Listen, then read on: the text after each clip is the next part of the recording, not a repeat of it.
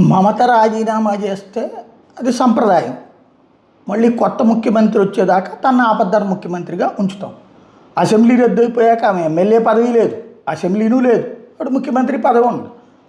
అప్పుడు రాజీనామా చేయాల్సిన అవసరం లేదు. ఆటోమేటిక్గా కొత్త ప్రభుత్వం ఏర్పాటుకి కొత్త అసెంబ్లీ నోటిఫై అయిపోయింది. కాబట్టి ఇక్కడ ఏమీ లేదు అన్నటువంటి విషయాన్ని గవర్నర్ కార్యాలయం తేల్చి చెప్పింది. దీని మీదన సుప్రీంకోర్టుకి వెళ్తానంటే కావాలంటే అంతర్జాతీయ కోర్టుకైనా వెళ్ళమని చెప్పేసి భారతీయ జనతా పార్టీ చెప్తోంది. మే 9వ తారీఖు ప్రమాణ స్వీకారం జరుగుతుంటే ఆ రోజున బ్లాక్ డే పాటిస్తట మమత. ఈలోపు సుప్రీంకోర్టుకి వెళ్ళి ఆ ప్రమాణం ఆపేసి మొత్తం ఎన్నికలన్నిటి మీద విచారణ చేసేసి అప్పటిదాకా ప్రమాణం ఆపాలట.